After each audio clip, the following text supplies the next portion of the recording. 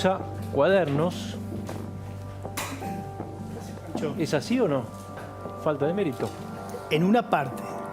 La causa Cuadernos tiene, como vos sabés, tuvo muchísimas derivaciones. Algunas se fueron cerrando, otras no.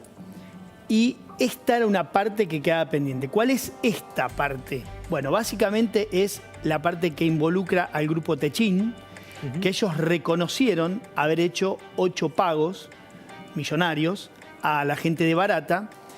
Y en su momento esgrimieron en su defensa que los habían hecho por una cuestión de humanidad, porque los obligaban o los presionaban. Porque quedaba personal decidor allá. Claro, en Venezuela habían sido expropiados con una empresa, una industria que se llamaba Sidor, que daba personal allá y les pidieron que paguen una coima. Falta de mérito, esto, ¿no? Mérito. Claro, exacto, falta de mérito. ¿Qué significa esto? No quiere decir que está sobreseído, sino que el juez dice, bueno, con estos elementos yo considero que todavía no los puedo procesar, vamos a seguir investigando. Ahora bien, vamos a ir a entender, digamos, qué fue lo que dijo el juez. Por un lado, los hechos, o sea, los pagos no están discutidos, están probados. De hecho, el juez en la resolución de hoy, fíjate acá lo dice, habla de los pagos de 8 pagos que se hicieron, a ver, creo que en la otra, en la anterior estaba, en los pagos que se hicieron en Venezuela, o que se hicieron en Argentina por esa, digamos, por esos hechos, ves acá te dice, en el caso particular se advierte que la Cámara tuvo por probado que Zabaleta, vinculado al grupo Techin, ejecutó 8 pagos durante el año 2008. ¿Qué es lo que dice el juez ahora? Dice, bueno, a ver, pobre gente, por ahí lo hicieron porque estaban en una emergencia, estaban preocupados. O sea, compran el argumento de que hubo una presión, de que es para... Compra el argumento exactamente de que hubo una presión. Sin embargo, digamos, es decir, vos robaste por necesidad o porque sos un delincuente. Ahora, no hay la condena es discusión. distinta en ese caso.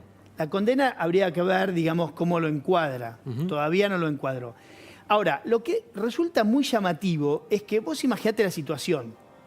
Una empresa expropiada en Venezuela y un gobierno de un tercer país, en este caso la Argentina, con sus funcionarios que tienen, digamos, injerencia sobre ese área en la Argentina, vaya, dicho sea de paso, o dicho de alguna forma, el Ministerio de Planificación Federal, pidiendo en un tercer país coima para pagar en otro, para destrabar una situación en otra. En teoría, los funcionarios de un gobierno, o sea, la Cancillería, si querés, que debería ser el vehículo para este tipo de cuestión bilateral, están puestos para eso. No es que cobran un peaje para ejercer... Están puestos para interceder, justamente. Para interceder, digamos, claro, para defender los derechos en los algún punto del país. Del interés del país, de empresas o de ciudadanos. Bueno, Martínez Giorgi dice, bueno, pobre gente, vamos a ver qué pasó. Y entonces dice, por ahora falta de mérito, y ahí dentro de ese digamos, paquete mete a la expresidenta, ahora vicepresidenta, a Devido, a Barata, a Olazagasti, a Uberti, a todo ese núcleo, y a los ejecutivos de Techin. Vamos a esperar a ver qué pasa, a ver qué dice, y vamos a llamar a declarar a otros ejecutivos. Y llama a algunos ejecutivos de la compañía para que declaren cómo era el entorno en el momento en que se pagó ese dinero. Eso es lo que sucedió hoy.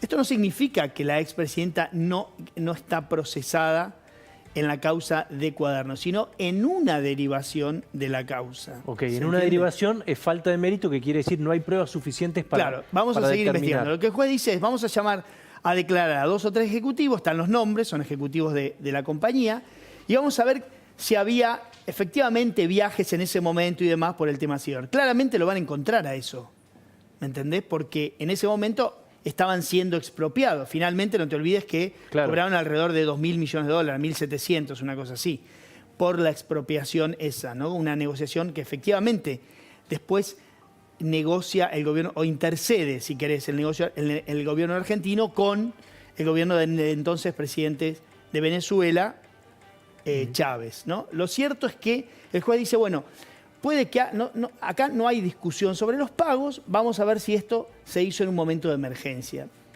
No sé qué querrá, digamos, deberá, si querés, encuadrar de otra forma la conducta de los empresarios. No me parece que Esto pudiese arranca con haber- la confesión de Centeno, ¿no? Que dijo que Claro, había... con la confesión de Centeno, Ok. pero después con la confesión de un ejecutivo de Techin. Después de eso lo llaman y... Claro, el ejecutivo de Perfecto. Techin dice, efectivamente, yo pagué tanto dinero. Es más, él da detalles de que ese dinero lo habían pagado, no era dinero de la compañía, sino era dinero de los gerentes que estaba en una caja y que lo usaron para destrabar una situación en el medio de esa emergencia. Caja chica. Caja chica, $1 millón más o menos. Fueron Sí. 8 retiros que se hicieron en un edificio Catalinas, acá al lado de Retiro, y sobre eso, por ahora, no hay controversia. La sensación que hay, o que me queda a mí, si querés, es decir, ¿qué puede cambiar, no? Si se investiga eso. Y podría, si querés, encuadrarse de otra forma, si lo llega a probar, o si el juez considera que la versión Techin es creíble. Yo no la creo. Pero digamos que es creíble, ponele que encuadre de otra manera la conducta de los empresarios. Pero la verdad que un emisarios de funcionarios yendo a retirar dinero de una compañía en un tercer país para negociar en otra una salida, digamos, más ordenada en algún punto de algunos empleados que habían quedado, no pareciera ser. Martínez de Giorgi es el cambie que demasiado. subrogó a Bonadío, digamos. En ese Martínez de lugar Giorgi se queda con las causas, o sea, subroga el juzgado de Bonadío. Esto estaba en primera instancia porque había ido a Cámara, la Cámara le pide que revise a Bonadío, quedó en primera instancia y Martínez de Giorgi dice esto. ¿Qué debería pasar? Bueno, se debería sustanciar esa parte que considera que hay que investigar para ver cómo se encuadra el tema de la conducta o el porqué de los pagos de ¿Y Techin. a vos te sorprendió esto? ¿Vos pensaste que iba a ir para otro lado la decisión del juez? No, a mí no me sorprende, la verdad es que no me sorprende demasiado porque desde venimos viendo últimamente una decisión, si querés, bastante fuerte, o por lo menos algunas decisiones relativamente fuertes, de tratar de desarticular todo lo posible. ¿Qué sucede? La causa principal, en la que hay más de 100 procesados, ya está en juicio oral.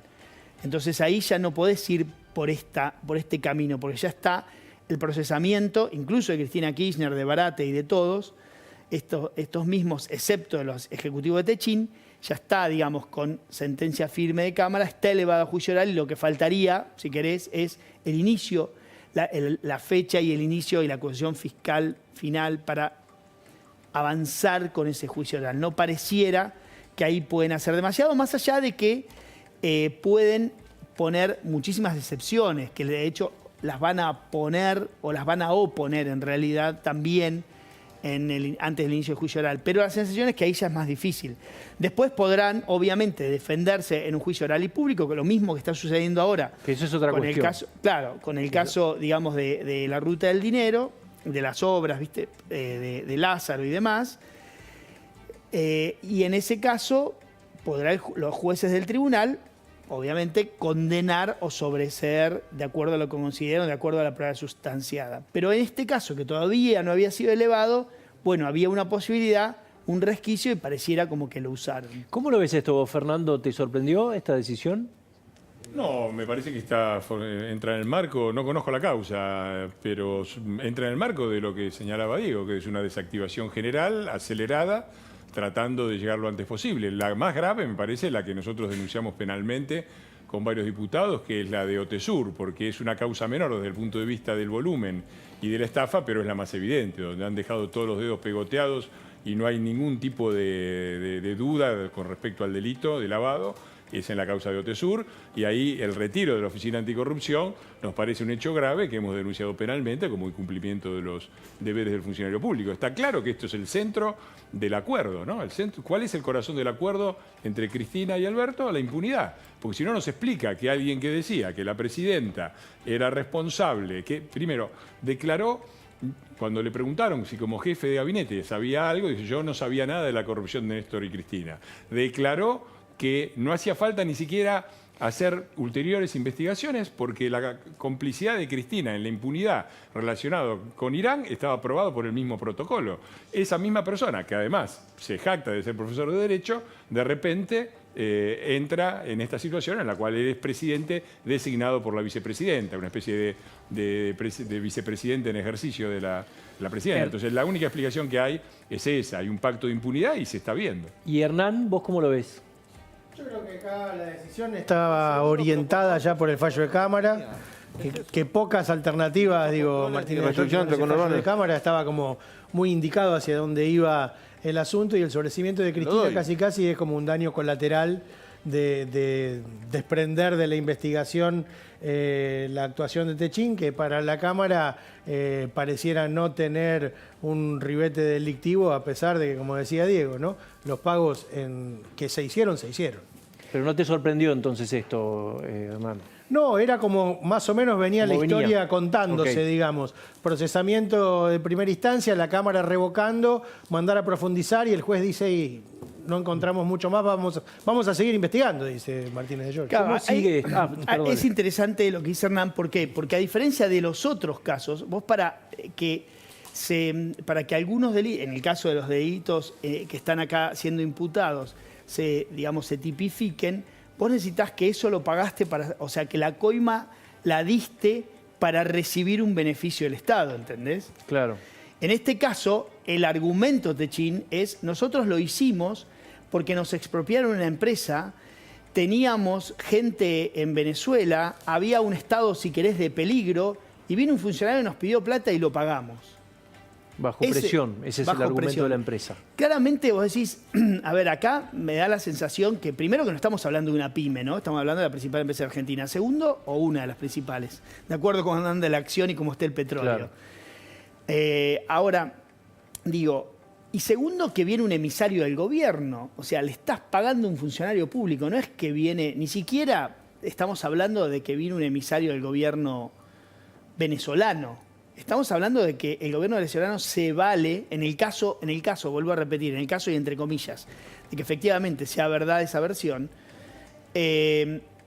un emisario del gobierno venezolano golpea la puerta de, eventualmente, del gobierno argentino, y el gobierno argentino, a través de sus emisarios, va a su vez a una compañía privada, ¿no? Y le dice, pagame para que yo te destrabe allá. ¿Cómo sigue esta causa entonces? Bueno, esta porción, como te digo, es una porción de desmembrar, que se desmembra de la causa Cuadernos, porque como decimos, acá hay un argumento distinto. No es que pagaste para obtener una obra pública, ¿se entiende? Sino que pagaste por una cuestión de emergencia en un tercer país. Pero esta cuestión, como dijo Hernán, debería seguir con una profundización de la investigación. Es posible que no encuentre nada y que la decisión ya prácticamente sea, y bueno, quedará así esta parte y quedará Techín afuera. Eventualmente los funcionarios todos estos funcionarios están procesados por todas las otras, y habrá que ver y habrá que seguir el camino con la otra causa, ¿no? Que ¿Empresarios procesados quedan en la causa Cuadernos? Sí, hay alrededor de 80, 90. Siguen procesados. Sí, creo que no sé si... La causa llega alrededor, pasa los 100 procesados. La causa Cuadernos, que ya están, como te digo, con pedido de elevación, con elevación a juicio, y de esos hay cantidades de empresarios. Prácticamente todos los de la obra pública, salvo alguno que por alguna razón, todos los de la obra pública están todos procesados. Hay una información de último momento, estamos terminando de constatarla. Si me esperan, es muy importante, me avisan. Si me esperan unos instantes, ahora la damos.